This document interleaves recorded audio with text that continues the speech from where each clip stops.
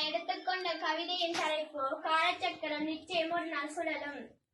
நிறமில்லை மனமில்லை சுவையில்லை, ஆனாலும் நீரின்றி உலகில் உயிரில்லை. நிறமில்லை மனமில்லை சுவையில்லை, ஆனாலும் நீரின்றி உலகில் உயிரில்லை. நீரின்றி நிலை குலையும் எமது கிராமத்தில் நீரூற்றணி வந்தாய். நீரின்றி நிலை குலையும் எமது கிராமத்தில் நீரூற்றணி வந்தாய்.